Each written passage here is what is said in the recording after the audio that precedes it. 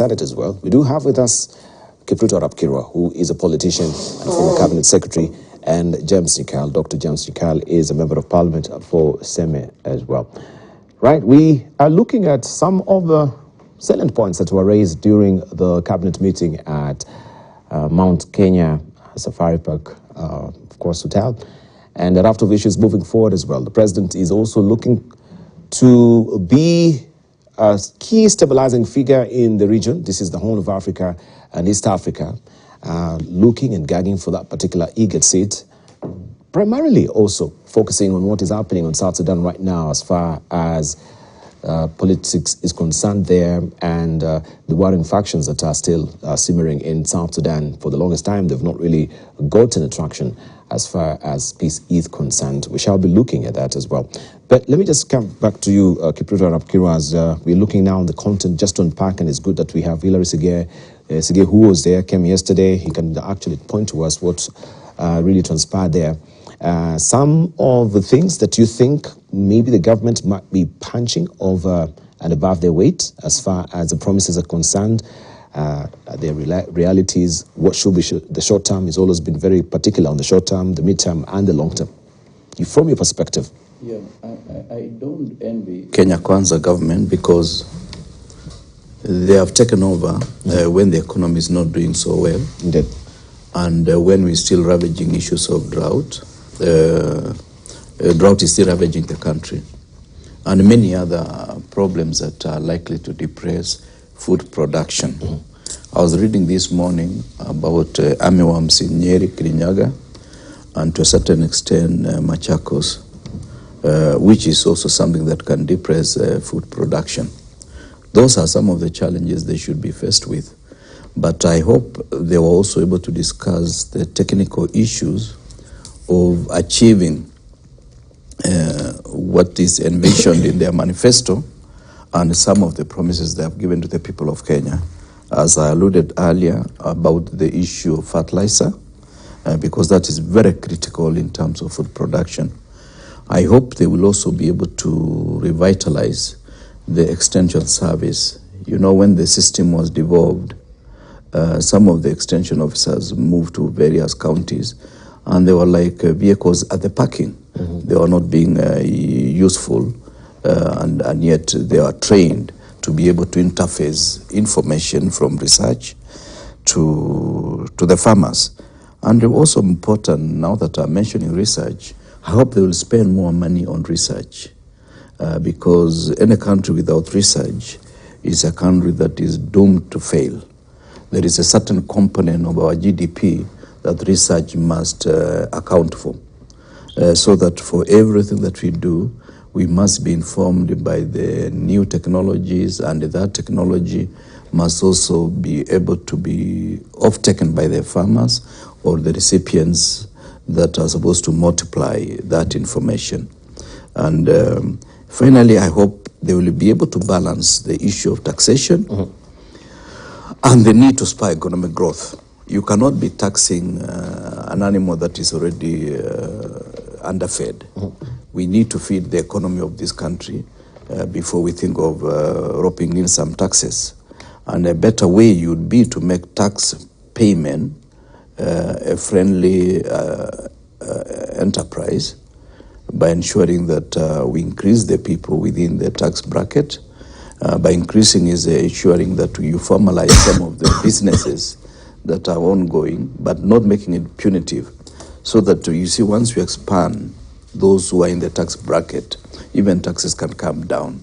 I remember we reduced VAT from 18% when President Kibaki took over his first term to 15%, and yet we collected more money at the end of the day, because it is the question of how friendly is it. If I owe you 10,000 shillings and you tell me even you can pay 5 to do tomorrow, and the next week you pay another, I may be having 7,000. Then I pay you 5. The following day, I may also afford to pay you, and I will have cleared. But if you insist I must pay you 10,000 at one go, I may not be able to have 10,000 at one go. So these are some of the measures. It's not rocket science, and it's not from another planet. These are practical things that we can do for this country. And finally, it's also the issue, let us reduce tension. Let us reduce tension. President Uhuru has gone home. Raila lost the election. There is no need for the deputy president or even the president himself to be mentioning them adversely, because these people have their own supporters. And I'm not saying it because they have told me to say it. I'm saying it because from my little experience in politics and leadership, I do know any tension is not useful for the economy of any country. Yeah. Indeed. Thank you. Danso Mungatana, we do have also, today is 9th, maybe by next week, we know that also the power cost will be going up. We've been told that around 15%. This is actually flying in the face of what we had the president, former president, of course, Uhuru Kenyatta, coming up with a task force to try and review some of this cost of energy. Why then should we be having 15%? The cost of energy in this country is skyrocketing right now. When you're talking about 15%, that is an eye-popping figure that is going to adversely affect, especially the manufacturing sector in this country. And talking about when the cost of energy goes up, everything else goes up. I happen to also sit in the Senate Energy Committee, and we are really trying to do what we can in terms of legislation to ensure that the cost of energy goes down. But we have to agree, from the information that we have now, that this high cost of energy right now is a reflection of very bad policies that we have inherited as a new administration and as a new Senate. We have had long-term, very bad agreements, from independent power producers.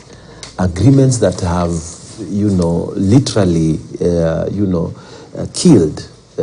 And they were signed by officials from our government. And when you look at those agreements, it is unbelievable that you, as a permanent secretary, you can actually pen down something like that and append your signature. And there is one particular agreement with an IPP, independent power producer, where one of the managing directors of an agency refused to sign. Refused to sign, and it was now thrown to the corporate legal person to sign on behalf of the corporation, and that person also refused to put the stamp, on that agreement. So the cost of energy is going to be high for some time because of the bad policies that we inherited, and to correct, we have to take in the bitter pill. And one of it is to remove the subsidies that we have put on the energy and come up with new ideas. For example, we're exploring the idea of bringing more players into the whole energy industry, because if maybe we bring competition, there may be people who will come in and force the giant monolith called Kenya Power and Lighting to be more efficient, so we may have efficiency. If we allow more people to come into petroleum and the importation of oil, we may have more coming into the country, therefore less cost in terms of the fuel cost. So there are various options we are exploring ourselves.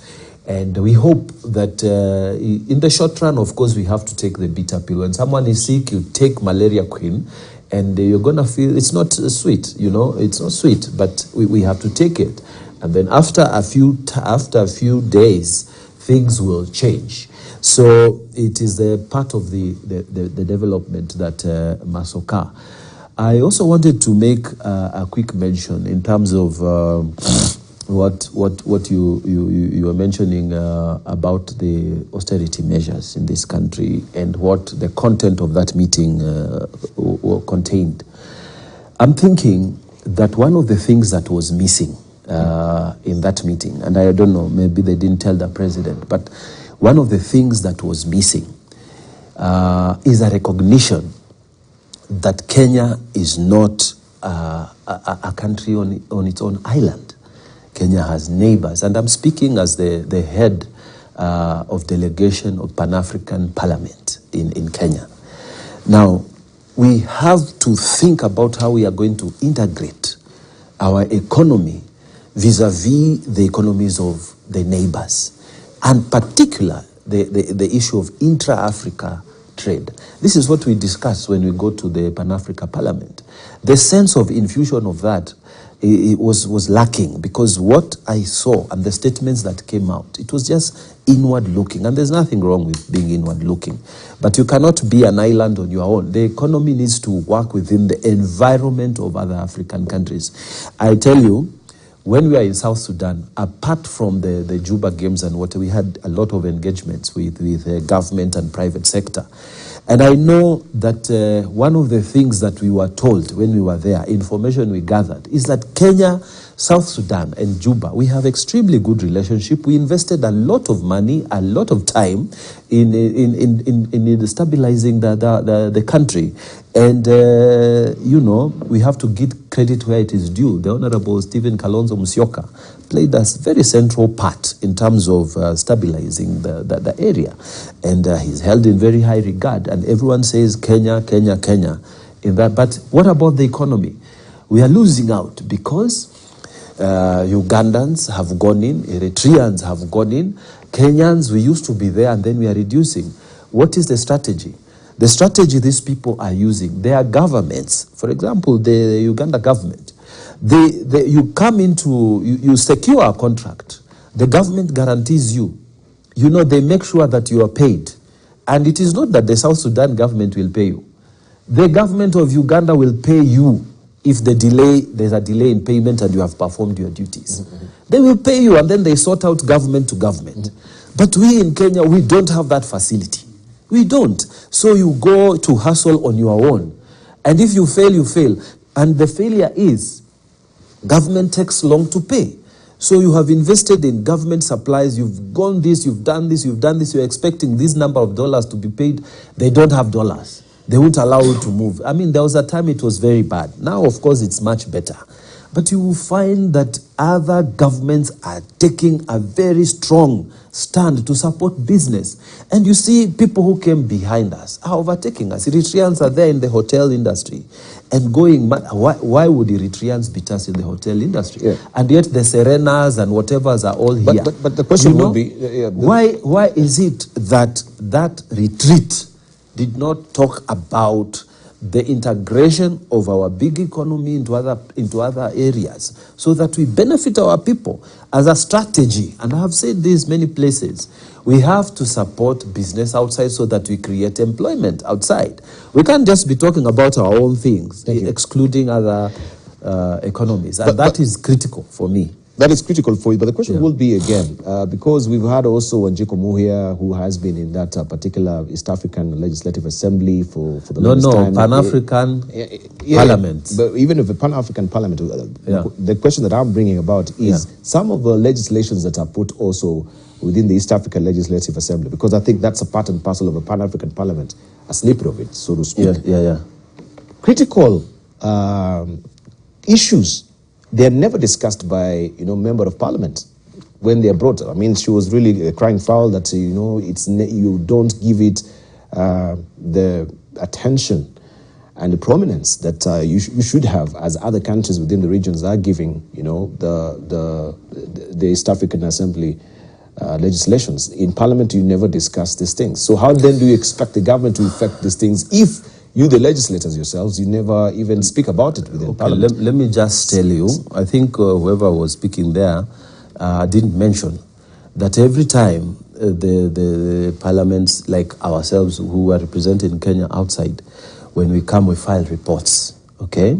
And even those who are in East African Parliament, those who are elected the other day, when they come in, they file reports. Now, those reports are debated in both chambers of the House. Now, the fact that they are not given prominence is a choice of the media. Maybe media thinks they are boring things. We go make very important Pan-African decisions. And then when you come, you are discussing these matters with some media outlets. They tell you, this one, you know, there's politics in Kenya now. You know, let's go and say what the opposition is saying, and not what you guys are saying. So, and the debates are there; they won't carry them. So, I don't think it is not given the necessary prominence. But that aside, what I'm saying is that there is executive action and there is parliament action. Executive action needs to realize that for us to create, because Kenya is a big economy, and like the way they are doing, you know, a country like China, they are creating employment for their people by using the same strategy that these countries are using to overtake us in South Sudan. A very wealthy country, and we need to include that in terms of our priorities as a government. Dr. Nyikal, I would like you to launch on the issue still of the power, because we have the task force that he's talking about is, you know, also a member of that committee, energy sector, and I wonder, in terms of continuity, where this task force that was chaired by the former chair John Ngumi, and I think also they delivered that particular report, how has it been taken upon by the new administration to effect some of, you know, recommendations that were there? Well, because you can't be asking me how the new administration has taken it up. But what I know... No, I should be asking you because also you're part of the opposition. These are some of the things you should be following, and trying to make sure... We should be asking the administration that question. But what we have said is that issue has been raised, and the bigger issue is the agreements that people went into with independent power producers. And that has come out in the report. The agreements were so bad that in some cases, people, the government, the country was paying for power that had not been produced on the agreement that if I get my equipment to produce power and then you don't take the power or use it, you pay me for that. And that seemed to be the area where most payment was going. So it was like, and that has actually been brought out, even in Parliament, that has come out, that brought that. But we actually, myself, have not seen or even read where the executive has taken action to do that, because those agreements have to be reversed. There's no way around it. And that, as you said, as a position, it is our duty to actually follow up. Yes. And I think on this one, I hope we'll agree with our colleagues from the ruling side that is good for the country. It's not politics, it's just making things easier. Now, having said that, as I was when I was speaking earlier, I said I like the contents of the meeting in Mount Kenya. But what I was going to add, the contents being good is different from actually being delivered. Because one major thing was also lacking. Maybe I didn't get it, maybe it was there. Monitoring evaluation in a concrete manner, such as what we have seen before, of performance contracting. The permanent secretaries and their ministers must state clearly, this is what we are going to do with this money, and we are going to do it in this time, with this process. And the system is put in place. We had a whole Ministry of Department put aside for actually contracting. You must tell us from those plans, this is what we are going to do. Then you must report to us, and you must be marked, and the results are actually announced publicly so that we know which ministries have achieved what they are going to do and at what cost. Now, I didn't get that. The other things that, what were there was the ministers who are in, the PSS were in groups to look at the issues of service delivery. They put a lot of emphasis on that, to look at the issue of taxation. We must go up by 1 trillion and so on. But again, the executive must be very careful that they don't drive the president to be announcing intentions. It is better now that we are out of elections to announce results. You say this is happening, and tomorrow when people walk out, they get that. So I saw that lacking. They also touched a very important point of the relationship between the national government and the county government. That's something that as a country we have not looked at it very seriously, because it is not as synergistic as was expected. I think people have gone, one article which says equal and independent, and we have put so much independent. People say 48 governments, equal and interdependent. Now, in my view, and my colleague here is a lawyer, there's one structure that has not been used: Intergovernmental Relations Technical Committee. With the Act of Intergovernmental Relations Act. That act created the summit, created the council, and created that committee. That committee is supposed to be the secretariat for both the Council of Governors and the summit. The summit is basically the Council of Governors with the president or the deputy presidency sitting. Now, what has happened, and I think they will have to look at this, is that the Council of Governors has created a secretariat of its own of the Council of Governors. They have two structures, and in my view, I don't think they are working. One, I think they have to harmonize the secretariat of the Council of Governors and the Intergovernmental Technical Committee. It has to be one. Now they seem to be two.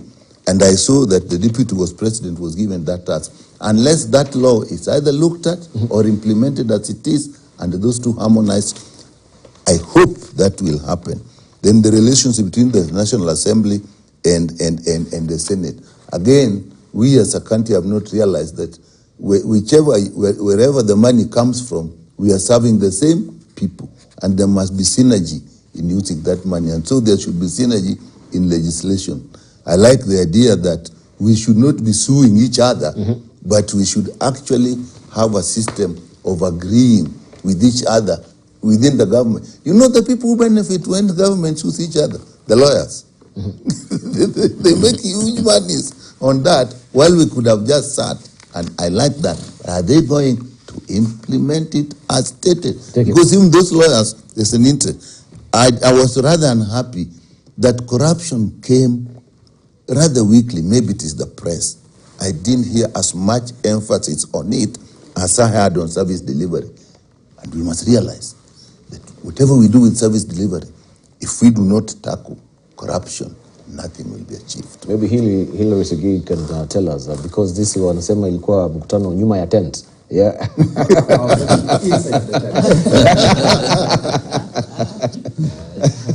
I was in the tent. Okay. Let me quickly respond to one of the concerns that the Honorable Dr. Nyikal has raised about the intergovernmental relations. I would wish to confirm that one of the issues which was raised was the Secretariat. The Council of Governors is anchored in law, and the Secretariat is not. Yes. One of the issues that the chairperson of the Council of Governors presented, and which was agreed upon, was that the Secretariat should and must be anchored in law, and in the presence of the leadership from the House, there is the National Assembly and the Senate, that was taken in as a quick and low-lying fruit that needs to be done, because there is going to be agreement, or rather there was agreement from the meeting and the houses that there is need for that bit. As regards the summit, which is also a creation of the law and it's recognized in law, there was, for the benefit of my colleague, a meeting convened for 21st and 22nd of December by the president that was meant to take into now all the governors. I mean, the summit comprised, it's chaired by the president and all the governors. That meeting didn't take off because the Council of Governors requested that a number of them were outside the country, as at that time they were engaged, and so a subsequent meeting has been scheduled for sometimes in March. That is what I felt I needed to bring out to show that there is that synchronization of the operationalization of both the national and the county government in terms of creating harmony. Yes. Because the main objective of every element of any government is to make sure that we deliver to the lowest level of our electorate, that is to the ward or to the village level. So the summit is active. We'll be having a meeting in March. It ought to have had one in December. And the Secretariat is one of the things that was talked about to be anchored in law. Number two, the issue on the delivery of the services. Remember, in the previous regime, there was the Presidential Delivery Unit. In the Kenya Kwanza government, we have got the office of the Chief Cabinet Secretary. That is the Honorable Musalia Mudavadi's docket. This is where we've got two principal secretaries.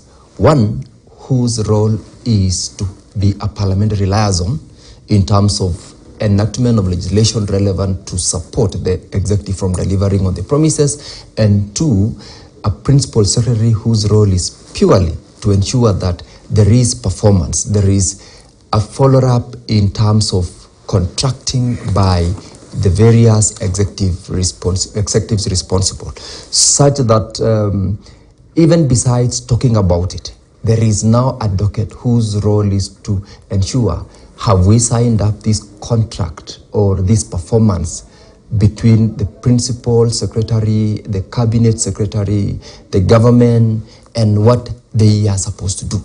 That was part of the lengthy conversations which were going on, and in the context, I remember, of a session where we were discussing as to the extent of the liaison between I as a legislator and the principal secretary who is supposed to be involved in parliamentary affairs. To what extent can we engage to make sure that what the executive is seeking to push in terms of legislation is also an issue that gets into parliament, and it is not necessarily fast-tracked, but ensured that time is not wasted. If it is something that is going to block or claw back on what the government is expected to do, what is it that we need to do as a parliament to ensure that we do not become the stumbling block to the delivery of the services by the executive. And so it is, as I said, Dr. Nyikal, there was that conversation, there was a commitment on the part of every player to ensure that they do it. So what I'm hearing from you is that we don't have, as it is right now, the Presidential Delivery Unit as per a department, but this has been collapsed to the Prime Cabinet Secretaries. That will be his role to oversee that presidential delivery, all the promises actually they effected. That will be his docket. Yes, and number two, they will also be now expected at interministerial level be able to be called upon to respond to concerns, to questions in the National Assembly or the Senate as to certain expectations with which, as I said earlier on, I am expected to speak as a politician on issues which are not intentions, but that which a government has committed to deliver to the people. I can summon the cabinet secretary to the floor of the House to answer to those concerns. It is part of keeping them on toes so that they deliver on the commitments they have made. So generally, when do we, because I think we were also amending as we were closing, last year as well, there were debates about amending the standing orders or the need of it to be amended, yes, so that we have the cabinet secretaries appearing before, the National Assembly or, Parliament as it were. When do we envisage the Prime Cabinet Secretary now coming to answer these questions on behalf of these cabinet secretaries, or when does he have that particular role of coming to answer to the floor of the House? Yes, Parliament is resuming on the 14th of February. That's next month. And from the regulations which have so far been done actually at the National Assembly and the Senate, we expect that in the second week, that is the week after 14th, the regulations will be in place. The standing orders indeed actually allows that appearance. What the regulations is seeking to put in place is the timeline. For instance, which questions would you be expected? Because, you can't just come in. You need to be given in advance the questions. What are the timelines within which I will be expected to remit the questions to the Cabinet Secretary for purposes of preparedness? how much time are we going to have this question time in Parliament? Because there are other duties, there are other not standing orders, but order papers in the order of the House. And the regulations are saying we need to give, is it 1 hour? Is it 2 hours? Is it Tuesday? Is it Thursday?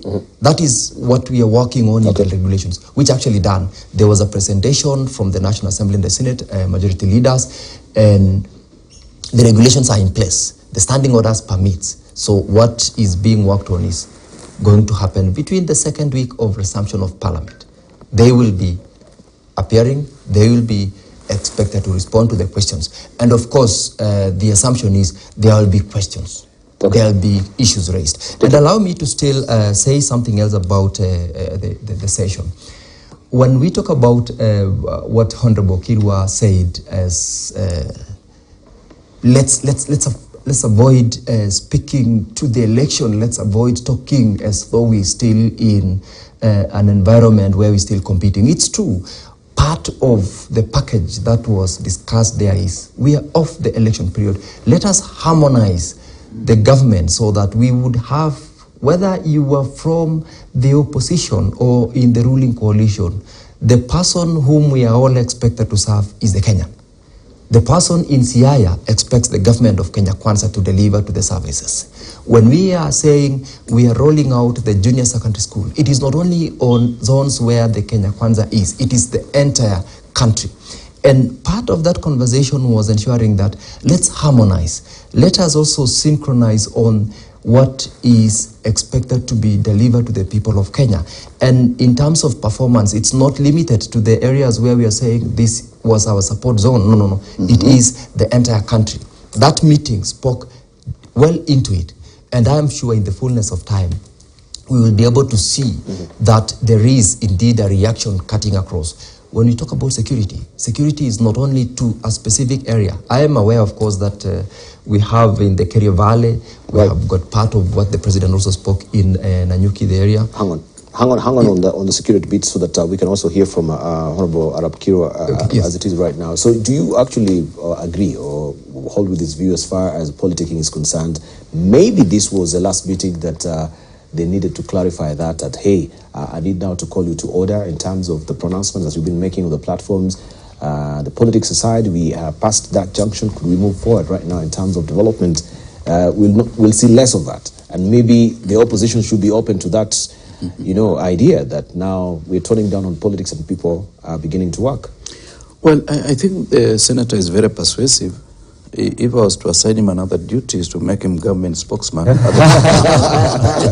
the political level.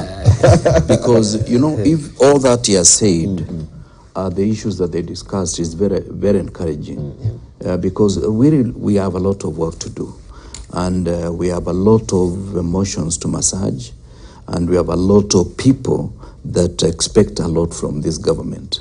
I think there is one thing that President William Ruto did was to persuade Kenyans and convince them that he had a plan. And if that plan is not seen by Kenyans in the next 2 or 3 years, they are likely to run tired and they will not be able to listen to him in the subsequent years to come.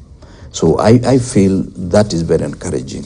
And as I say it is encouraging, I do hope they will also institute what Dr. Nyekal said, monitoring and evaluation of their progress. I remember the president mentioned that there will be an evaluation of the work of ministers in the next 18 months. But I think there should have been a shorter period to be able to monitor, because any project that you start, there must be continuous monitoring so that if you are veering off the target, you are able to be reined in for purposes of ensuring that we don't lose a lot of resources by going off target for such a long period. By the time we want to come back, we'll have lost a lot of resources. That is important. And I remember in our evaluation system in Kibaki 1, there was what we were calling RRI, Rapid Results Initiative, that apart from the long term, we were also able to monitor internally in various ministries what are we achieving in the next 90 days, so that we're able to keep everybody on their toes.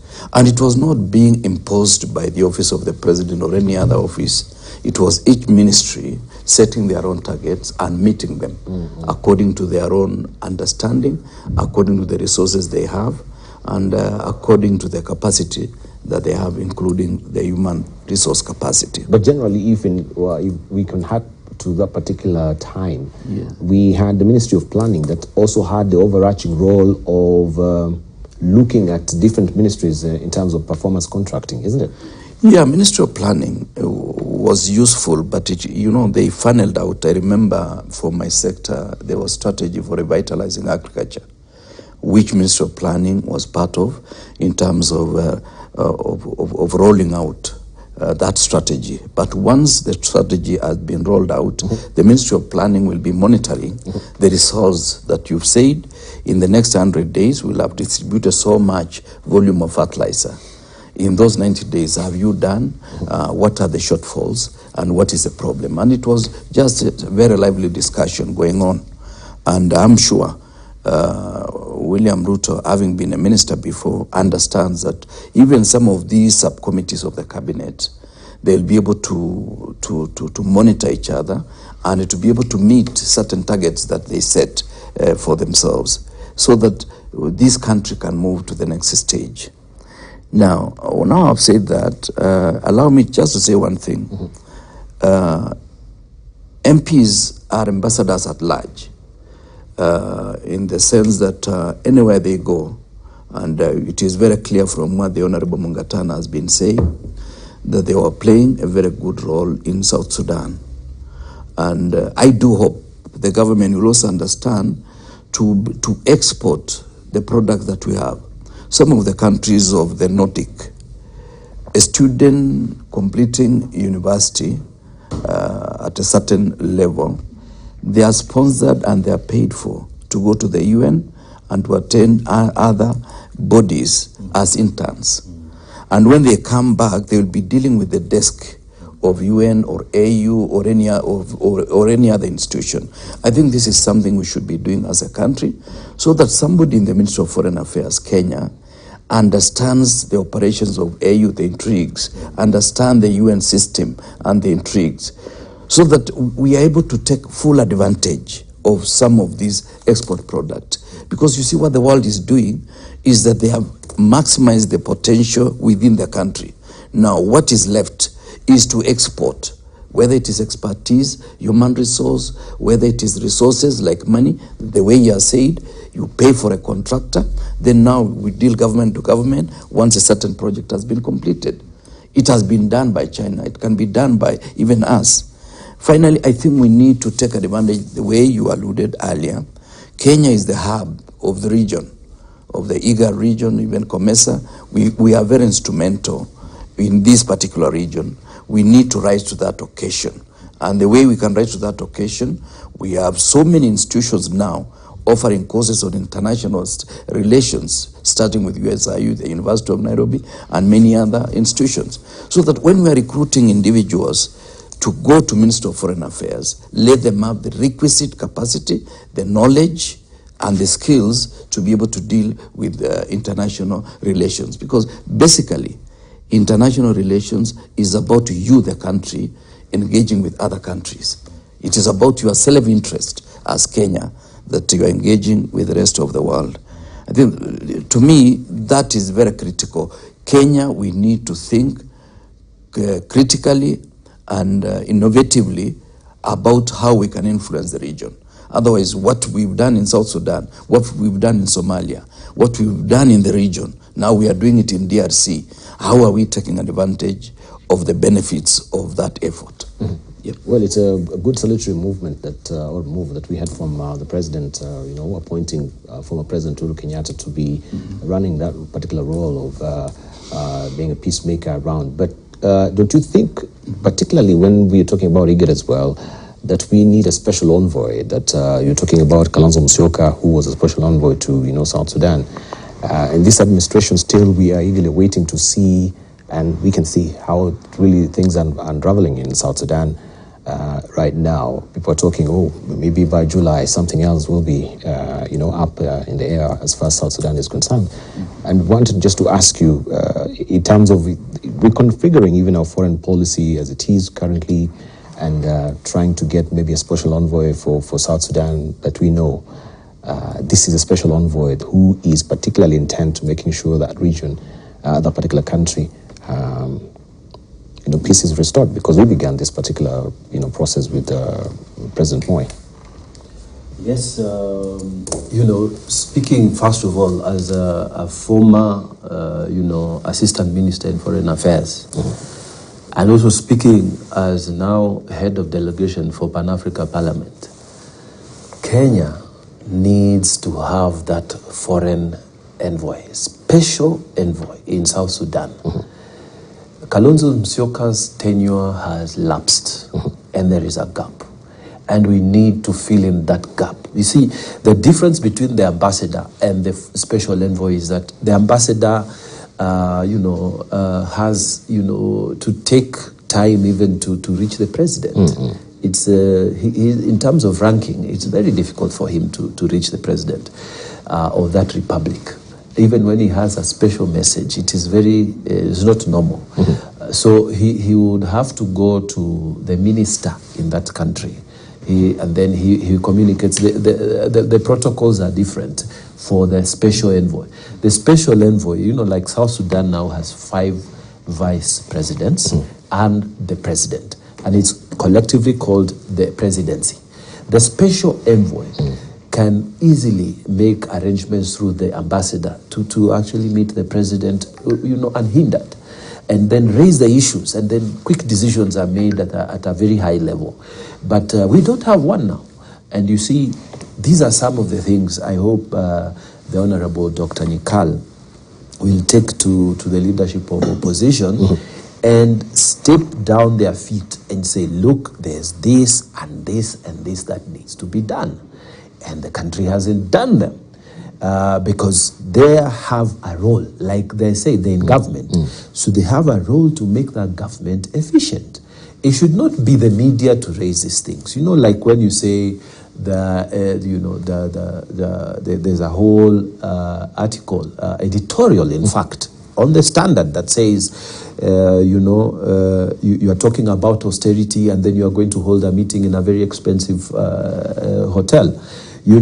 That should not be coming from the editorial of Standard. And, they are doing a job that should be done by the opposition. I have not had one single person in the opposition coming up to say these things. We need them to take up that role. And the president also did a very good thing. He has written to both houses to say, let us create the office of the opposition. And he's saying that because he knows in his mind that there will be some things that we won't do properly or will delay or what, and we need people to keep us in check. Because when someone is criticizing you, he's only making you to be better. And if these people can come up and rise to that occasion, it would be very nice. For example, now, if I was the leader of opposition, and I hope my very highly respected member, Dr. Nyikal, who has been in government for long, would be telling the leadership in the opposition that instead of, Honorable Kalonzo Musyoka now talking about, I'm going to run and what, these headlines of, that don't make sense right now, they should be retreating, seriously to give a concrete answer to the policy pronouncements of the president, And the person who should lead that is none other than the former prime minister, who came number 2, the runners-up, because he has the platform. You cannot expect the leader of, a minority in parliament or the leader of minority in Senate to engage the president at a very high level. The person who has that platform should come and tell Kenyans, look, the president is saying this is our expectation. They have said these are the goals, this is what we want them to do. They are saying that, no, this is not achievable and so on. They must come out and serve Kenyans. They were given the vote also, And the thing that they need to do is as important as what the president is doing. And this letter that the president wrote to the speakers of both houses, wonderful letter.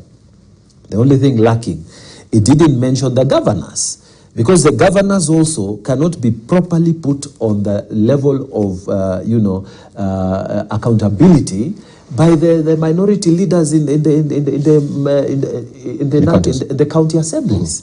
Those people, it's like the minority leader in parliament or in senate. They are not on the same platform like the person who came runners up. So we must create those offices. For government institutions to work properly, we must have people who are checking on them. The things you are raising, the things that have been raised by media, these are very important. And we may come in and say those things, but it's not in our place, because we are supposed to be the advocates for the nation, for the government.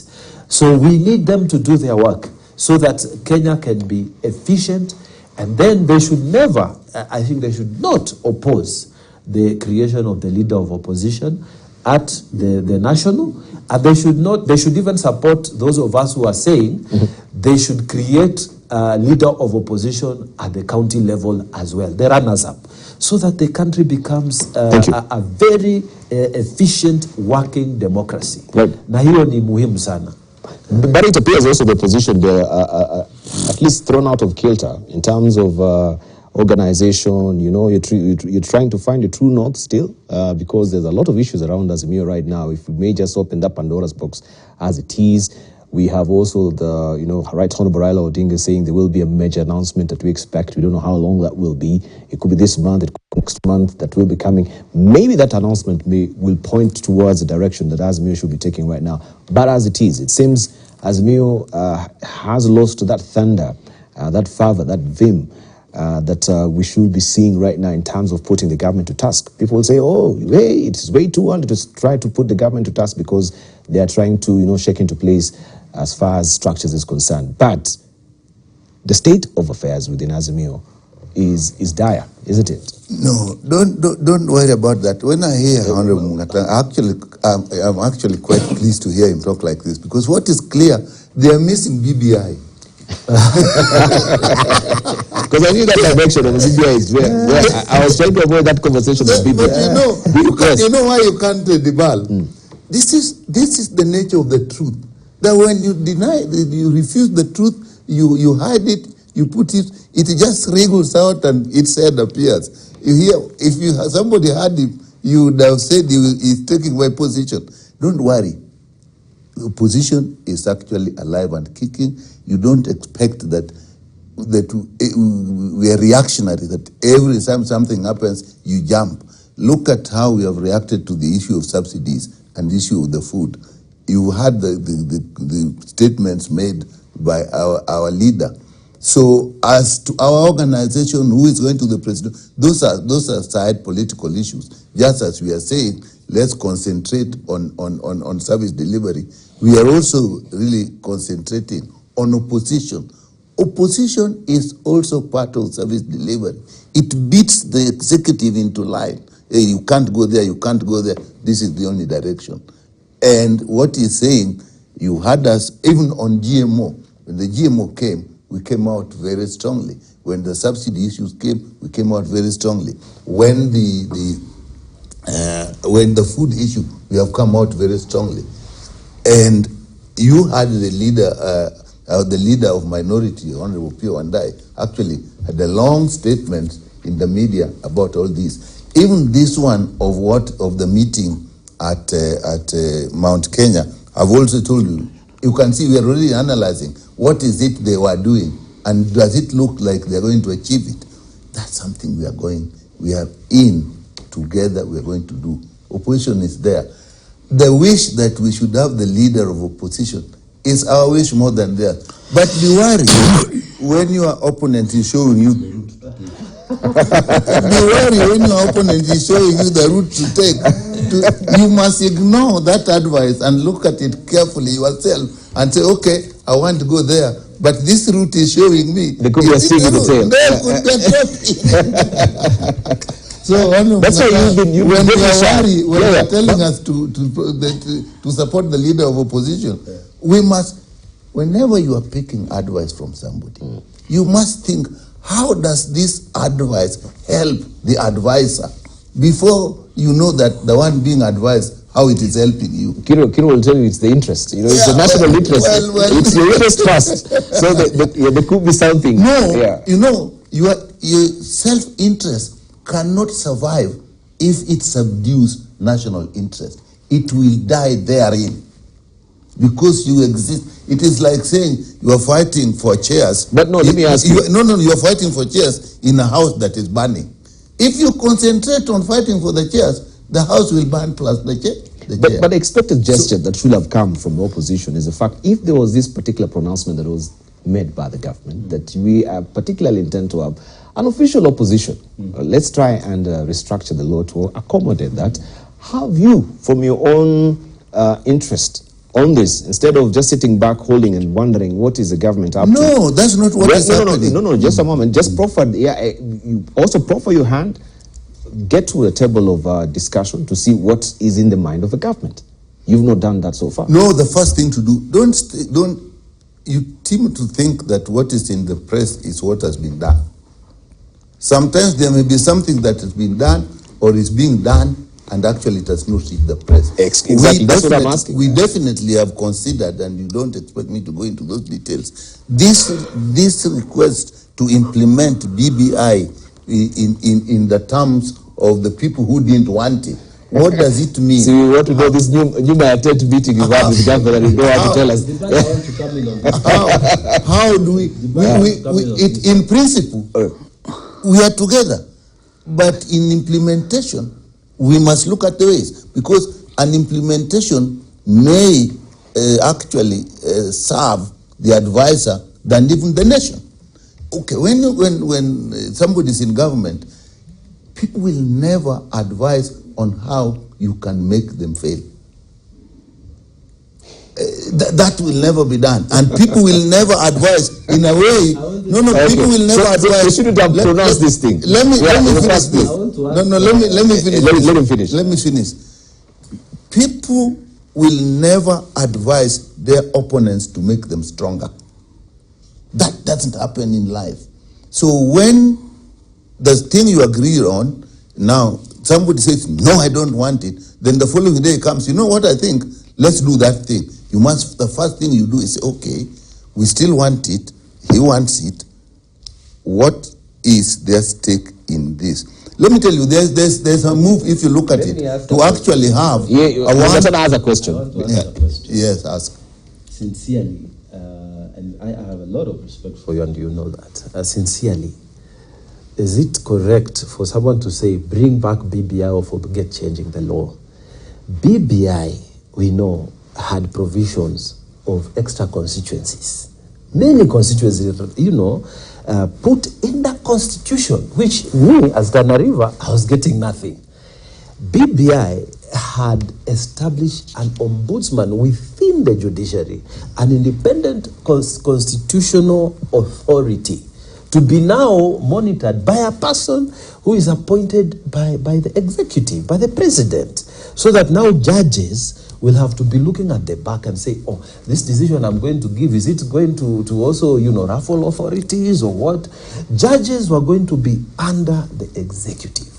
The BBI had many loopholes. Is it proper for someone, opposition? Let's just be honest. And I know, because I am studying I'm writing a thesis on that, my PhD. Opposition is not necessarily rejecting everything. It is looking at things. Sometimes you say, this thing is good, but let's implement it this way. This thing is not right. We have a different opinion. It's not just to reject anything. When you look at headlines like those, bring back BBI in the Star, or forget changing the law, Raila to Ruto, that is irresponsible politics. But you should look and say, there are good things. Let us create a technical committee, and you create a technical committee, let us work to improve the law. But don't come and tell me it is this or nothing. That kind of gesturing, it doesn't help this country. Whereas I agree with that, he's a honorable lawmaker. And you know that when a bill comes to parliament, it never it actually never goes as it is. Not a constitutional bill. No. A constitutional bill does not get changed, even the comma. Can I take a short break? We circle back with more on that. No, that's where I wanted to take. It's 8 o'clock. Just respect the time. Because I wanted to actually go into the details of details is what I don't want right now, because we are headed for a short break. So when we circle back, we continue with you and hear also from Senator Sigei as well. We take a short break right now. Don't go away. You're watching Standpoint.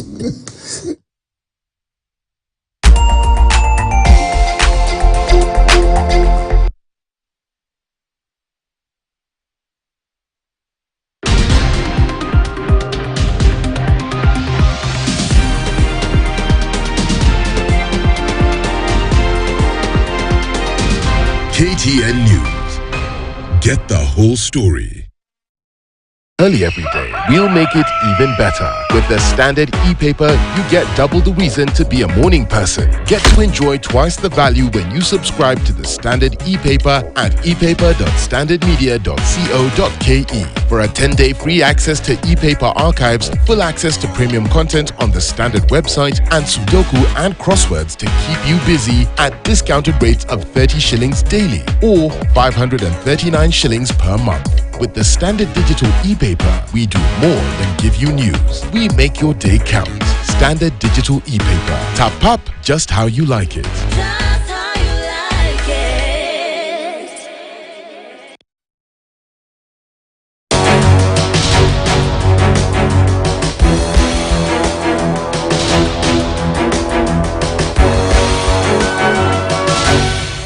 To protect our family from germs that cause illness when it's cold, we use Dettol soap. Dettol soap with germ defense gives you protection. When it's cold, germs are transferred in different ways, and Dettol soap's germ defense protects you from up to 100 illness-causing germs. Be Dettol.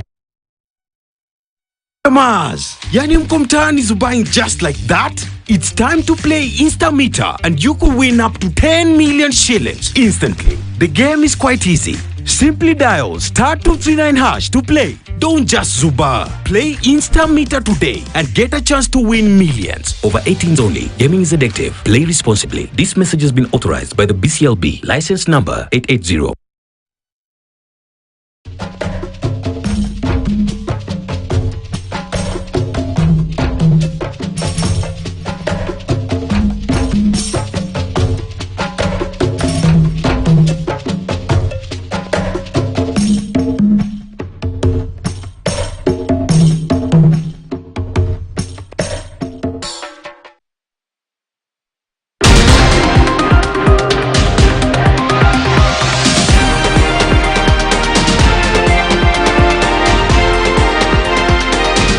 KTN News. Get the whole story.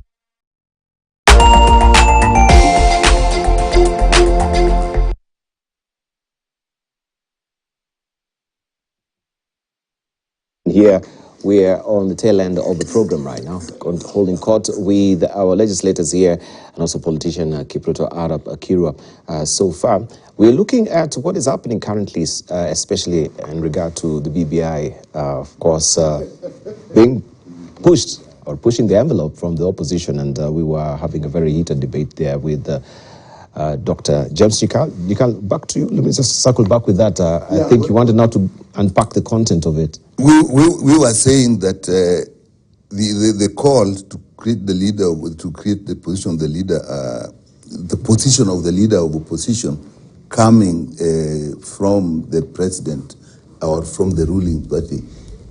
Whereas in BBI, and it's known that our side was actually supporting that, was supporting BBI, whereas something that is desirable, it is important that we actually look at the intentions now. In any case, is it really right for the president to actually provoke that debate by writing? Because the whole issue of BBI in the courts was seen as having been originated by the president. Now, are we now having a different scenario? Now, even if we say that there were elements of the BBI that were bad and the elements that were horrible, we can then go into the details, and the details were, let's look at the position of the leader of opposition, the position of the prime minister. During that time, the argument that came from Kenya Kwanza group was that those were just ways of creating jobs for people. That was the argument everywhere.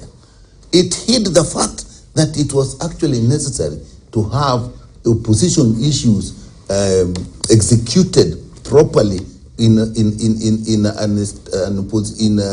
through opposition created by law, supported by resources. That's what we are saying.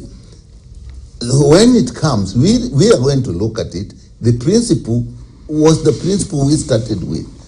The implementation process, we are worried, and that is what it is. So calling upon us in Parliament to support it. The thing is, I'll say, we will look at what the intentions are that are different from what the views were during the process. So that we pick elements that we pick. We may, as a country, say, okay, we might not bring in BBI as it was, or you can't even do that. But you can then say, what are the elements that were good about it, that we bring those elements back? We now know the ones that people really like: leader of opposition, the position of the prime minister, the 2/3 gender rule, all these things, the internment or the creating a position of national government development plan, CDF, through the constitution, so that there are no challenges. So there may be elements, the issues of addressing corruption and so on. If there are issues like ombudsman that were not, so that's the point I'm saying. We are aware of that, we are awake to that, and we look at it with the interest of the country at heart, not the interest of people who may now want to strengthen their position. Kenya Council cannot really be contrived on the issue of, talking against BBI, because that was a political sleight of hand they were using during then to win the elections, right? So it will be very unfair of you to come and say, oh, this is what they say, because even for you, and it will be naive again, because, you have to use and master every political tool that you have there to actually garner the elections. So now they're past that junction. Now they know, yes, we studied the BBI, it had good things in it. Some of them can be implemented. That is just one comment I want, and I leave it to them. The 10 years I've been in politics, and the other 8 years I was in government, what I've realized, do not use an issue because it is going to give you votes if you think that thing in the end is not good, because in the end it will fail you. All right, let's leave it at that, because I think I've quoted most of the times on this show that Nikita Christian used to say that politicians are the same all over the world. They promise to build a bridge even when there is no river. That is what happened with elections. That's what I'm saying. Allow me to say something about that statement. Politicians are politicians. As to whatever term they will do, when politics is over, that same politician is expected to deliver to the people. And to the extent that they can give promises, say they'll build a bridge where there is no river, I mean, you're speaking to an elite citizen, you're speaking to Mama Mboga, you're speaking to Wanjiku out there, who, if I was to tell you I'm going to do a bridge here and obviously there's no water, really, it's just about semantics. It could be that sometimes they just go beyond, but otherwise they wouldn't say so. And I would want us to dissociate that terminology with the politicians, especially with this breed of leaders who they are speaking to issues, and we would wish they speak to issues beyond asking for that vote. Even if you're seeking to convince someone to vote you in, there are certain things that they will not sell to the people, especially to the people of Kenya. I came into this arena just the other day. This was my first time to vie. And there are certain things that I personally would not allow myself to tell the people, even if I want to convince them to vote in my candidate or myself.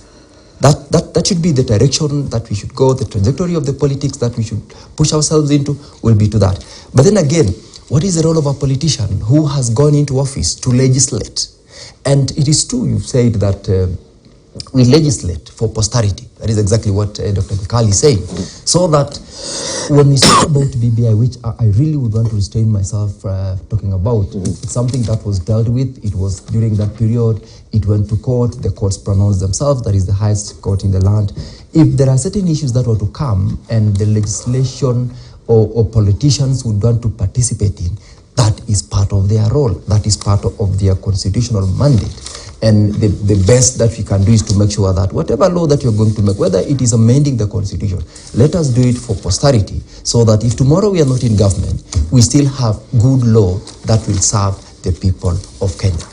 But so that I don't lose on it as well, we have got a joint parliamentary committee, that is the National Assembly and the Senate, to deal with a number of those issues, including anchoring the CDF in the Constitution, so that we don't lose on the benefits of it. Because remember, when the Supreme Court pronounced itself on the issue about CDF, it didn't say that CDF in itself is unconstitutional. The court pronounced itself that the act that was enacted did not, to some extent, comply with certain provisions of the Constitution. For instance, the fact that we have got a national government that is mandated with implementing certain programs and has got a legislature that is supposed to oversee the unconstitutionality of the CDF to that extent was, we have a patron who is an area member of parliament who legislates to give himself money and goes out, implement projects using the same money that he is supposed to oversight. So this ad hoc committee, I co-chair it with the Honorable Chakwanga from the National Assembly and I from the Senate. We are looking at how then do we put this in place to ensure that we comply with the Constitution and we do not lose on the benefits that the people of Kenya were gaining by having CDF. There is also the NGAF. There is also what the members of county assemblies through the what do you call CAP, that's the County Assembly Forum, have also placed before the committee the proposals on the Ward Fund, which are very good. These are good and objective legislations they are looking at, such that in the bigger scheme of things, when this politician speaks, if they were to objectively deal with the issues that they are asked to deal with, then we will gain as a country. And so, BBI aside, constitutional amendment aside, there is a lot of goodwill that is in the political class that will directly go and benefit the people. And among them, of course, is part of the conversation. I want us to go back to it, is to the meeting in terms of the take homes for the people of Kenya. We have been told about statistics on what we collect as a country. And this is something that the Honorable Kirwa touched in his comments earlier on, that we are collecting 2.1 trillion. At the end of every month, we are collecting 2.1 trillion. Out of this 2.1, 1.4 of that money goes into repayment of the debts, which we must, as a country, pay, because there is a commitment to it, because a government is in perpetuity. It's not going to end because this is a new regime. 600 goes into recurrent expenditure, payment of salaries. That takes us, simple mathematics, to 2 trillion. We've got only 100 billion remaining. We have not disbursed to the county governments. County governments' disbursement is supposed to be at 300 billion.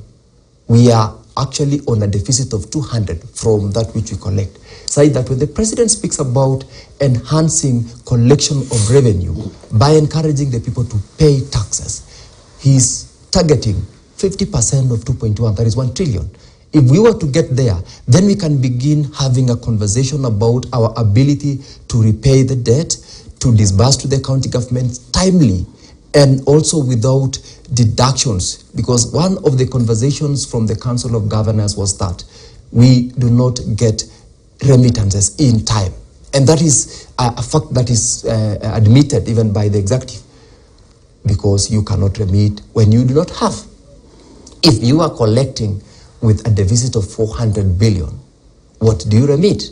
Meaning, our contractors, for example, because that is the pending bills is one of the ISO in every county in the national government.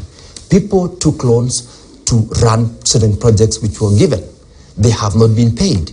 Why? Because the government has no money to remit to the county governments. The county governments cannot pay. Now, we cannot have this conversation about growing the economy when we do not begin with how do we do it at a local level, as an individual, as an institution, such that if we push ourselves now to enhance the tax bracket, tax collection, to achieve that 50%, we're speaking about 3 trillion. We will be working within that which we have, so that if one is offering you some loan, because I think the statistics I read the other day is that we cannot even if we were to enhance our borrowing ceiling, we cannot afford to borrow because we have nowhere else to get money to repay. So the bigger picture and the bigger scheme of things, Dibal, is what is it that we can package to deliver to our people? Whether we are going on a retreat, whether as an opposition we are saying you're still lacking on settling down in order to keep the government in check. It is possible, and therefore when we have the hope, both from my colleague's side, the opposition, checking, strategizing, so that we manage the government and speak to issues, we will head to the right direction with a conversation within delivering to the people, amending the law, service delivery as agreed, as committed in the manifesto, and all that. Right. Thank you. Honorable Kiru, I know now you've actually been listening very keenly to what is being espoused here, and you might be having better questions, especially from what Sige is saying, questions from also, your colleague in the opposition, that is Honorable James Chikal, and Danson Mungatana. I wanted just to ask, first of all, in light of maybe streamlining and having a weapon that is not really sharpened as it is, how effective will that be? Which one? The weapon being the opposition. Well, because this is a question I've asked Nyikal, and it's really scattered around that particular issue. It's not really coming very objectively. Maybe you will tell me. You know, Dr. Nyikal is a very smart politician. He does everything the way he does operations in the theater with precision. And I do appreciate what he's saying. But it boils down to 2 major issues that we as a country, we need to do an audit of 2010 Constitution. This is a document that we handed over to ourselves, but I think after 13 years or so, we need to do an audit and see what can we do that can make it better for the next 20 years or so. That is one issue that I think is very critical. And as we do so, we must have some hygiene in politics. That's why I've been insisted. But why do we need to have this audit?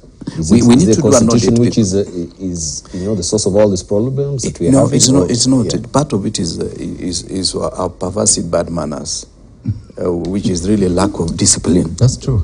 Yes. So at times we and you think the Constitution has been the spawning ground for these bad manners? No, it's not the Constitution, but you see, society is a reflection. The leaders we have in our society is a reflection of the said society. Our society has been bedeviled up to now by challenges of tribalism.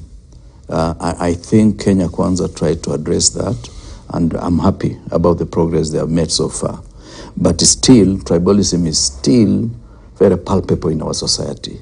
It is something that our founding fathers never informed themselves to the ideals that we require. Issues of justice. They were talking about ignorance, poverty, and disease. Those are simple activities that anybody can do once it's in government. But we should have gone for ideals like issues of justice, issues of honest, and issues of inclusivity from the beginning. So when we handed ourselves this constitution, it is trying to bring all of them in one capsule. But there are certain yawning gaps as a practicing politician, which I did for 20 years as a member of parliament and also as a minister. There are certain gaps that this constitution has. One of the gaps is that we have a government that is sort of an amalgam of what the American system has and what the Westminster system has. What we need to do, that's why they are talking of amending standing orders, so that it is like with the response and there is an effective interface between the government and the National Assembly and the Senate. So that is one issue. So that's why I really advocate for an audit of this constitution. We see what is it that we can do better. The second issue, and we've been talking about it, is the need for financial discipline. Financial discipline will entail a number of factors, but the most important is that we need to do rationalization of the workforce. We are talking about wage bill, but when you hear one governor after the other, they're saying there are ghost workers here and there are ghost workers there. We need to do rationalization and audit also of the human resource capacity.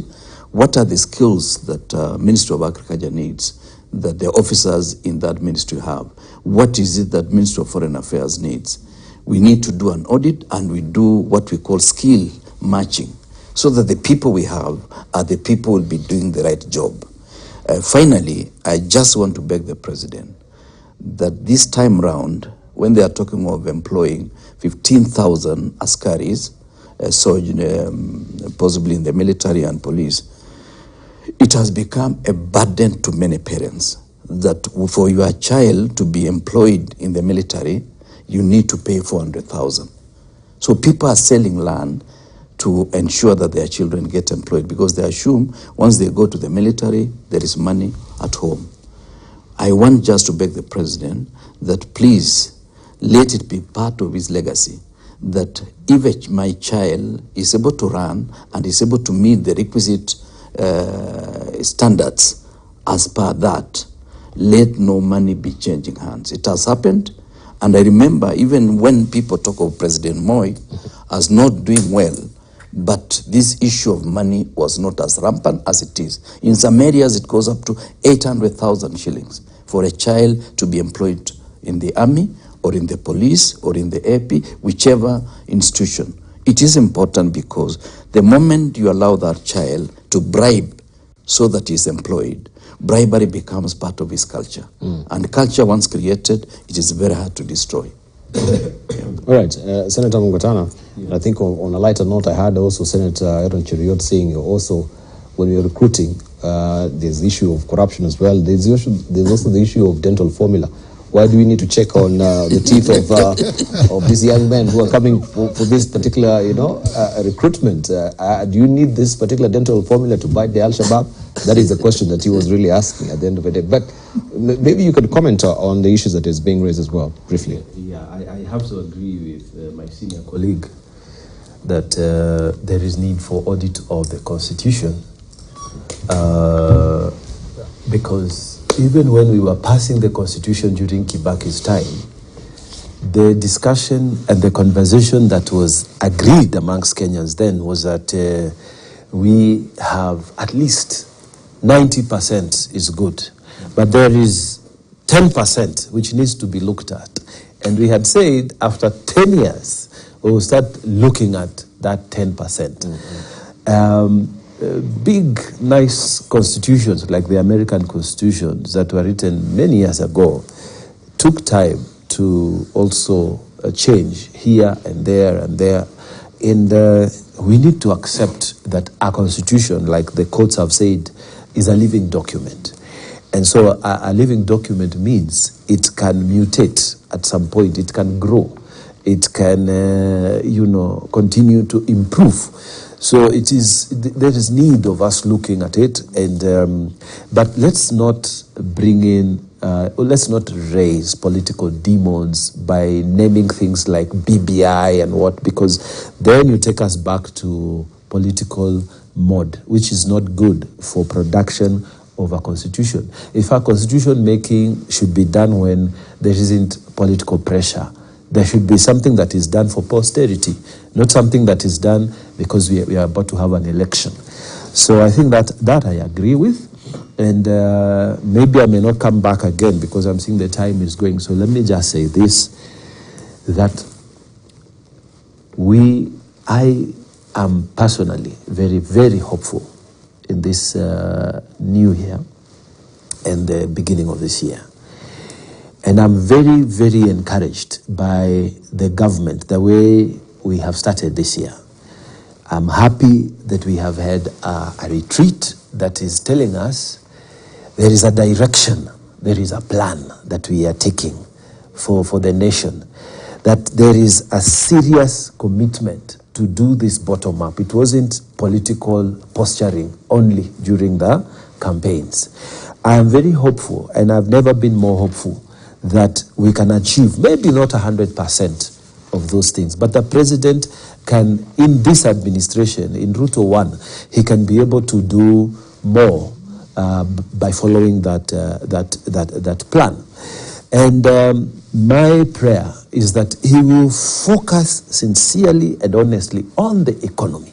On the economy. I just want to see the president launching businesses, to see the president talking with banks, and to see the president doing this and that when they are doing the monetary policy at the central bank, the governor and whatnot. I want to see him there on the micro and on the macro economics. I want to see him in the Juakali shades. You know, this minister, Chelugui, the one in charge of the Hustler Fund, for me, he's the personification of the main theory that carried us into government. I pray that they will work closely so that we have true benefit of the vote that we gave in. I'm very hopeful. I have spent time with the minister, Chelugui, because I'm also in the trade committee in Senate, and we went outside the country. I think it was in, which place was this? Kampala. And we had this East African fair, and he was one of our guests, and his speech was wonderful. And we shared a lot of insights on the plans that they have to resurrect the cooperative movement, to help SMEs, and to reorganize that whole micro enterprises thing and the authority itself. And I'm hopeful, and I pray that the president will take a lead on this. And there's something else that I'm praying for this year.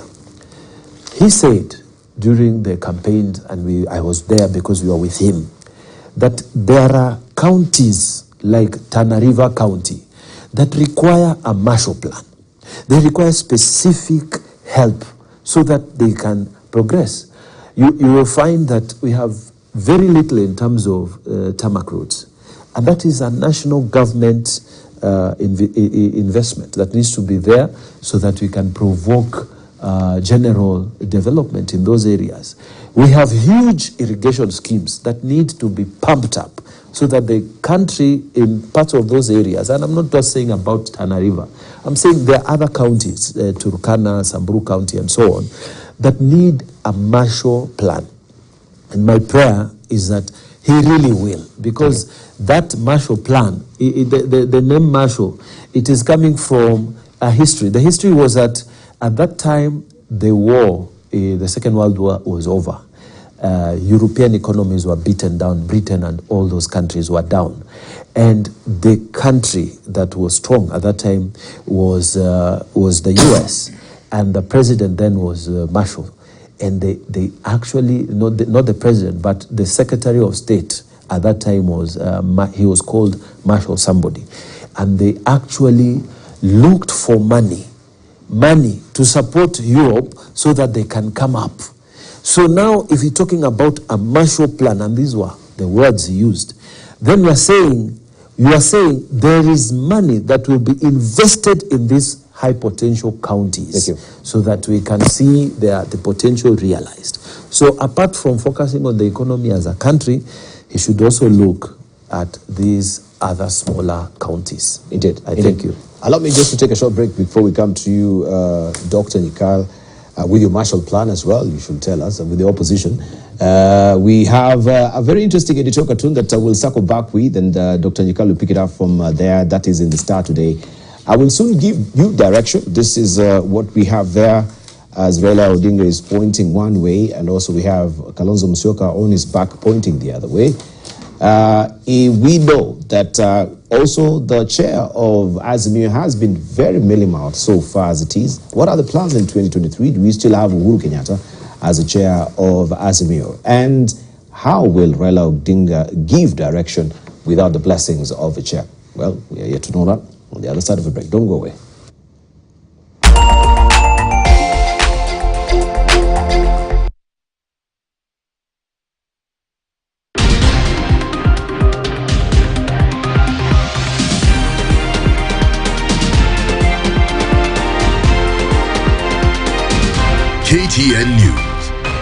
Get the whole story.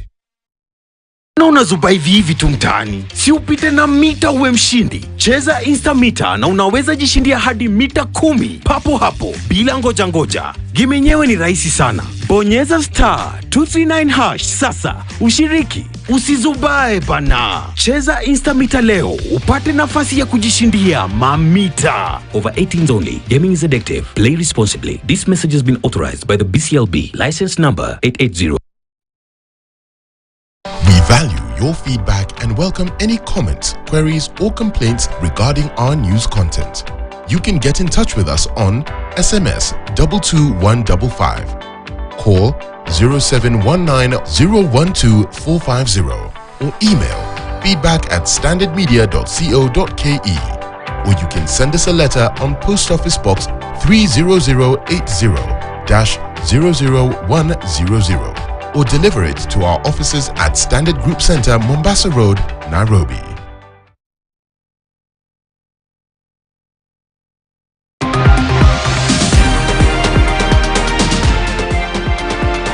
You are watching KTN News.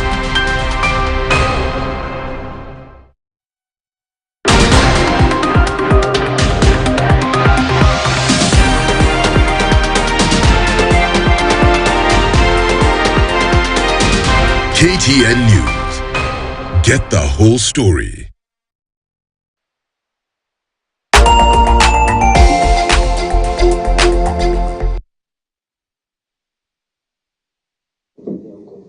Press the button. All right, welcome back. I will give you direction. This is what the opposition leader Raila Odinga has so far made as a pronouncement. We're eagerly awaiting to hear what this particular direction will be. And you can see, at the back there of Raila Odinga is Kalonzo Musyoka as well. And just to move on from Mozon to what also we have Stano has done today, I have a dream. And this is a dream. Who will be cycling that particular bicycle in 2027? It's way too early to talk about politics right now. Many people will say, bad as it is. Are we breaking away from this cycle of valley politics? Horrible, Nikal. I will still give you direction. Everyone now, they have their ears really packed out. Let's start with those. You said, I will give you direction. Who have a dream and 2020. There's something we must get ourselves on. Any move in this country, political or development, that puts their eyes on 2027, we lose direction. Because that is purely politics when we are talking of 2027.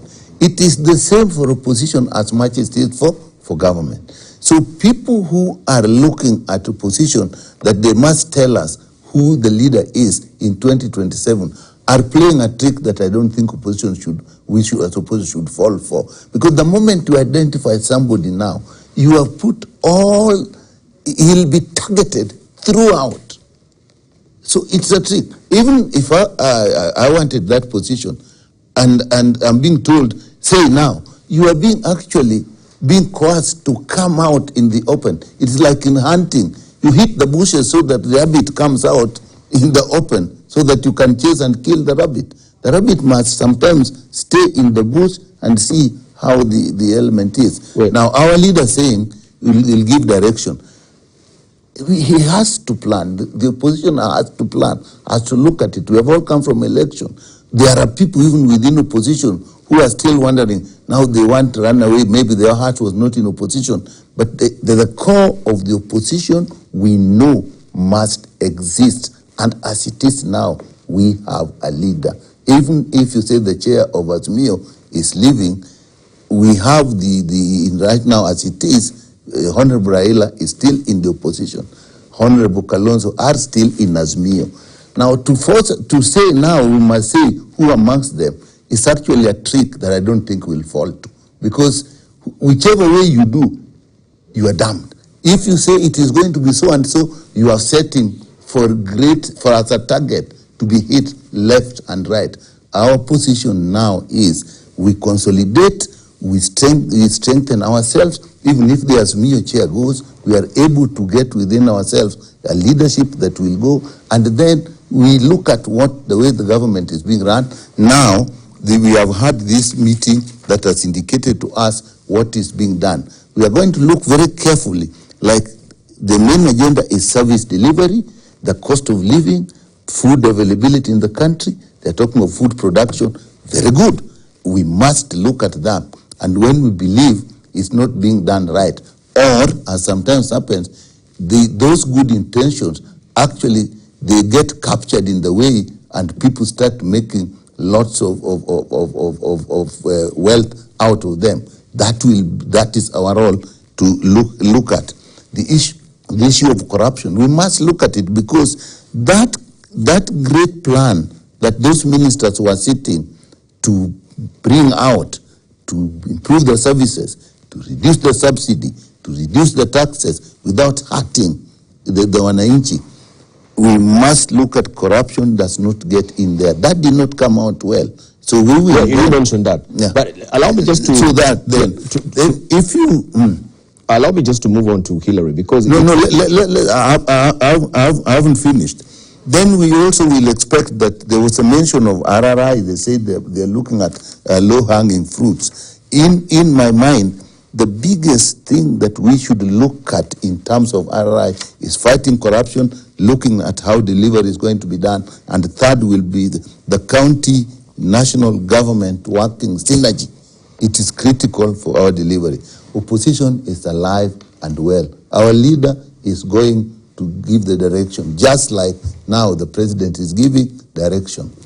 Right, it's alive and well, and it appears you're always on a perpetual planning mode. Because now you're mentioning Owi just from an election. This is what the election was. Now look at it. When we actually we had our meeting, and actually we came out with that we are going to stay united. We met actually more than twice since then. We are looking at what is happening. We are organizing ourselves. Even now, if you want to accuse of always planning, what was happening in Mount Kenya? Yeah, you were talking about Mount Kenya and planning and implementation, but it appears also from opposition that the implementation bit of it, of the planning, we don't see it. But then you have to understand that the role of opposition does not implement. The opposition to implement what you plan. What meetings are you having for? What are these meetings for if they're not to be implemented at some point? Because I think you're planning on how you can countermount on what the government is doing. Where you find maybe the officials, they're false here, we need to course correct. That's what you're doing. Let me take two issues only. If you have forgotten. No, I must give you this. When the issue of the subsidy and the cost of food came, the opposition came out very clearly on what we think the government should do. In my view, I think there is, at Mount Kenya, the main issue of service delivery targeting on cost of living and these taxes, actually, to me, is an answer to what we raised. When the issue of GMO came around, we actually came out very strongly. It was discussed at our level, and we said, this is our position in it. Now, all these are coming out, and we're telling we are going to do this. We are going to look at this county and national government relationship, how it is implemented. We definitely, they have brought it out. That is the role of the opposition. Thank you. Hillary. Deval, thank you. And I must, first of all, bring out the fact that my colleague is struggling to anchor an non-existent entity to exist. We do not have an Azimio coalition anymore. What we have, if he was to be very candid, is that there is still element, there is some ODM that is still existing. But otherwise, all that we heard about Azimio in the run-up to the election was not on any strong foundation. I would call it the sinking sand. When the Honorable Raila Odinga says that I'm giving direction soon, and the Honorable Stephen Kalonzo Musyoka says I have a dream, we also hear the former president, Uhuru Kenyatta, saying he's exiting, although he's not said it as much as an individual. But that is the conversation telling us that Azimio is no more. It's done and dusted. Let's just have a conversation about... That is the hope. Let's have a conversation about a political party called ODM and Wiper. Because, look, in the parliament, we had post-election coalition agreements with members who hitherto were Azimio partners. We have UDM that has joined the government and a host of other political parties who crossed over after the elections. Therefore, they will continue planning, as you well put. They will plan, they'll plan, they'll plan. What is very important is this. We are now, as a leading political party called UDA Kenya Kwanza, we are interested in service delivery. Look at the by-elections we had the other day on the 5th of January. We swept across from Elgeyo Marakwet, Garissa, and Kandara. But those were your seats. It was a vote of confidence on the fact that we still there to keep. You did cover new ground. No, but in terms of numbers, we had it. So I was saying we do not have an opposition as we speak. We have a political party that is not in government called ODM, and they are struggling now. Everyone is struggling to fit into place in terms of what is it that they can plan. So as they plan, we're pushing to deliver because we had and we made commitments to the people of Kenya. Allow me to speak to an element that he said that they are talking about, the issue on food. Food is everything, by the way. Food is security. Food is economy. Food is health. Food, I believe, is everything that can come out at the end of the day as life. Such that when opposition says that they are keeping the government on its toes about food, it is a conversation that is a standard conversation. It's like corruption. In every other government meeting, whether it is in Mount Kenya or whether it's in the boardroom in the Kenya School of Government, the chorus that runs across is, how do we bring down the cost of living? Because we must help Kenyans. While we are having that conversation, one and of the most core of those ones is, how do we reduce corruption? Such that for my colleague to say that it didn't come out very well, it is there in black and white all over. You cannot bring down the cost of living, or the president cannot encourage county governments to reduce on traveling, on unnecessary expenditure, on corruption. By bringing down this cost of living, we are talking about what are these elements of bringing down the cost of living. One, remember, he's launching the subsidy program on fertilizers that the Honorable Kirwa had said, I think on the 17th of this month. And the government went ahead of itself to run up to get the statistics of genuine farmers who deserve to get a benefit of the subsidy. And when they will be rolling out that thing, they are rolling out the subsidy program so that the farmers can get fertilizers. They are getting into the planting season so that they are able to, at the end of the day, reduce on the cost of living because they are available. They have what do you call? They have the raw material to produce food. Because as I said, we cannot progress if we are struggling to buy food. We cannot reduce the cost of living if we are still benchmarking. The president made reference to a certain county that is renowned for producing the best athletes in the world. That went out to Rwanda to benchmark on athletics. I mean, it is supposed to be the other way around. It's supposed to be Rwanda crossing over to Kenya to benchmark on that. What the conversation there is, we should ensure that we reduce on these travels, we reduce on unnecessary expenses. As a county government, he also encouraged to enhance their tax collection so that they enhance their revenue. Some counties like the city county of Nairobi, it is not supposed to be waiting for the national government to remit some money to it. The collection, the tax brackets, the collection avenues for the county government of Nairobi is so heavy that its budget should be funded by that which it collects. What you are lacking is the element of ensuring that we collect and we close on any other leakage of that which we collect. And I'm sure in the fullness of time, and of course, not necessarily with the help of the opposition. Let them do their role. Let them keep the government in toes. Let them speak when it is necessary. Let them speak to issues. Let's forget about this story about unnecessary publicity to the extent that the opposition can just wake up one morning and say, you know what, let us not talk anymore about this issue, because to them it might not be of a lot of publicity to them. But if it's about helping the Kenyans, let them try to do the role of the opposition, that is checking the government of the day, whether it is about abuse of resources, abuse of office, corruption, and all those other issues which are relevant.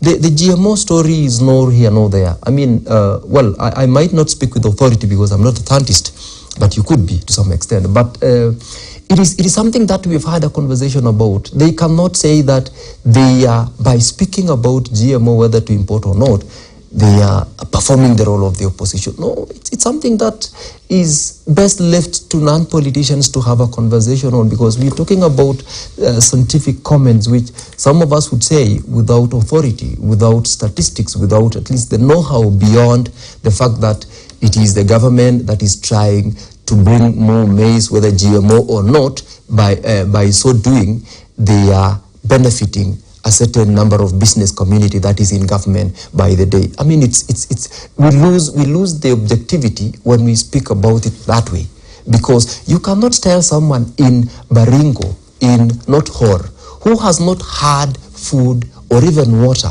for 3 weeks, that we do not want GMO.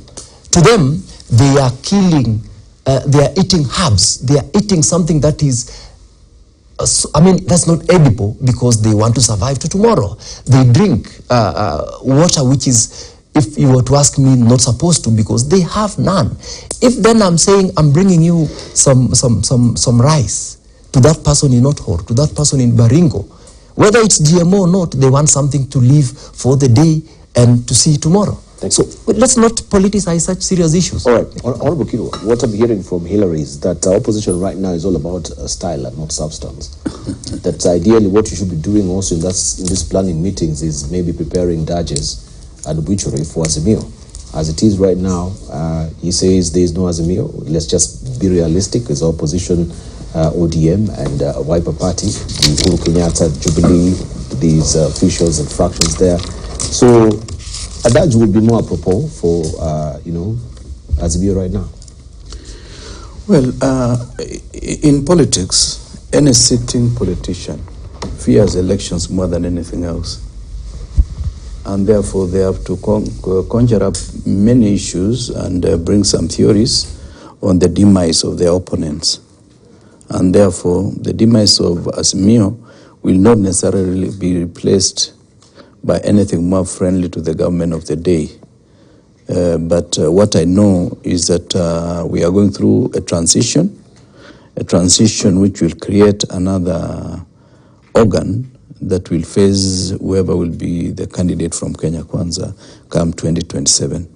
And therefore, that's their prayer. And when people are praying, you don't interfere with their prayers. Let them pray. A number of them have been answered. We are also praying. But you know also there is praying amiss. What to get prayer amiss? How targeted is it? Yeah. Okay, let's hear from that from Katana. For me, as we go ahead, let's it. For me, let me tell you, 2027 is for Ruto to lose. It is not a question of doubt in my mind. If the president keeps the tempo, if he focuses on the economy, if he focuses on listening through our majority leaders, Aaron Cheruiyot in the Senate, through our majority leader in the National Assembly, Mheshimiwa Kimani Ichung'wah, asikize maneno ya wananchi. I'm telling you, and he keeps going and connecting with the people like he has been trying to do, despite the fact that he had not even organized his government properly. If he keeps on doing this, if he keeps on opening up the space like he did with the press, and they ask him those difficult questions, and he's able to come up with answers. Some you don't like, some you like. But people get to know that his focus. 2027 will be for him to lose. It is a decided case. So whatever it is that these our friends in the opposition will do, I don't see them raising a very strong fight for the presidency. Maybe the other seats, but I don't see, because politics also, you can fairly see where it is going. I mean, the grand master of opposition politics is more or less going to retire before the 2027 election. We will be left with, a myriad of choices, and none of them has come out to really say, it hasn't yet formed. Let me just say it hasn't yet formed. And the influence Raila has had and the way he has handled his position so far has not really built up any obvious successor. So because of that, I think the formation is not yet clear. But on our side, we are prepared. We have a candidate. I don't know, maybe someone will come out for the nominations, I don't know, but it's not the tradition of politics to challenge a sitting candidate who is there, especially the presidency, maybe the others, yes, but normally you would want to support the person who is there if he is performing. So my thing is, if he does his thing, I'm not even worried about the opposition. So when we are saying let them do their work, we are also hoping, that they will point out the mistakes we are making so that we keep improving, and then by 2027 they'll have nothing to tell us. We'll just have been ahead of them. Thank you. Yes. It would be quite strange if we said like this, and then the Kenya Kwanza was saying how strong Azimio is, how well it has done since. You would be surprised. So what you are hearing is what is normal and expected. A lot of it is wishful thinking and the hope that it will go that direction. You see, we start by saying 2027 is for President Luso to win, as if he keeps doing what he's doing, as he's organizing his government. Now, they also agree that there is an element of an organization that must go at this level. When it comes to the opposition, they think that it should now be just delivery, there should be no organization. The country is at the same stage, both in opposition and in those in government. We are actually setting up systems. Government is setting up systems. The changes that are in Azimio, you expect. After elections, there are always shifts, and organizations strengthen themselves, look at areas, people leave, people come. If they have left and they have gone to Kenya Kwanza, that may be a credit to them, but ours is then fill those gaps and move on. It is not the demise. If you say the doyen of opposition will definitely not be there. Now, how, you can't make that statement. How do you know? Look at what happened in Brazil. Lula was even in jail and came out of jail, reorganized himself, and is now the president. So there are so many things that can happen between now and as far as I know, the opposition, I'm just, that's fine. Including the fact that Kalonzo is there. And you can't move then. What I think, and I'm repeating myself, we will not fall for, is to now be forced. Tell us who your candidate. That's a trick. I said you cannot beat a rabbit out of the bush so that you chase it in the open. That is not going to happen. It's an old trick. So that what we need to do is organize ourselves as the government, organizing ourselves, point out where things should be done. And if we keep giving objective criticism and the people are seeing the results of our objective criticism, we definitely become a very credible alternative. And that's what we must do. In this time, we must build ourselves as a credible alternative. Thank you. Your closing remarks? Yes. But let me just say something I wanted to tell you. We are wondering, but I must tell you this. The debate of GMO, my colleague will tell you, as I think it is internationally deviated to focus on the health aspect. We have refused, either on purpose, to look at the trade aspects of GMO. That Kulalu, whatever we do, if we introduce GMO seeds without clearly saying how we are going to manage the GMO seeds while we are doing Kulalu, we may find that we can succeed in Kulalu with the seeds that somebody will be saying, okay, we want seeds, we are not going to give you. That is the main argument. Thank you. Thank you. Yeah, thank you. I like the fact that the Honorable Nyika listens to himself as he speaks. When he says that you cannot expect your opponent to advise you to succeed, I like it because he knows that we're in politics and politics is about interest. So, Honorable Nyika, that is what I'm saying. No, it's about interest, and in those interests now the welfare of the people is ingrained in there. I wanted to make a comment about what the Honorable Mkatana said. The other day, the president actually invited the media to speak to the issues, to speak to the country, to speak to the nation. He's leading from the front. He's showing the direction. He gave Kenyans actually his confidence and the determination to deliver on the issues. If we go that direction from the top, going down to the lowest level, where we engage the people and expect to be asked those hard questions, we are going to go far. We are going to deliver to the people of Kenya. We are going to give the people of Kenya the confidence in the leadership that is in office today. And I am sure, as we say, 2027 is still far. Let's not talk about politics. Let's speak to the people. Let us encourage our own to work hard. Let us encourage those who are transitioning through the CBC to ensure that the government has got goodwill to deliver. And I know we're going to deliver. Thank you. Thank you, Senator Sige. Your closing remarks, 30 seconds. Kirwa? First of all, thank you for this opportunity. And once again, Happy New Year to Kenyans. And I'm also very hopeful about this year. I just pray that Kenyans will have some high sense of discipline for us to be able to surmount some of the challenges we had last year. Thank you. Because, in this new year, the president has set the tone. Let's go back to work. If you're doing your bogas, let's go back to work. If you're doing your borders, let's go back to work. If you're doing your law, let's go back to work.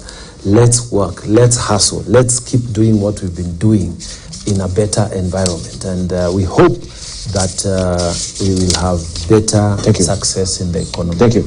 Mine is that in this year, let all of us do our roles. Government do, the people in the executive do their role, the opposition take their role, and address the three issues that are really so important in Kenya. The cost of living, particularly in food. The issue of education, we are taking for granted, but we have put such major changes that we may have to harmonize. The issue of security, the basic things our people need. Yeah, Sige, thank you. Final 30 seconds.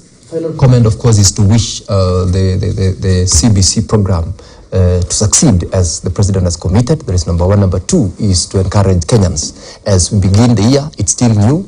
I would like to encourage the Kenyans to go out of their way and work hard and succeed in all their endeavors. Thank you. Thank you very much. Gentlemen, I really appreciate this our maiden show this year. Thank you very much for showing up. I really do appreciate your input as well. We look forward to working with you as well moving forward in 2023. And thank you also for your valued company and, of course, following the conversation. Remember, this year, don't be just a wandering generality. Be a meaningful specific in what you're doing and be targeted. Thank you so much. Have a good day.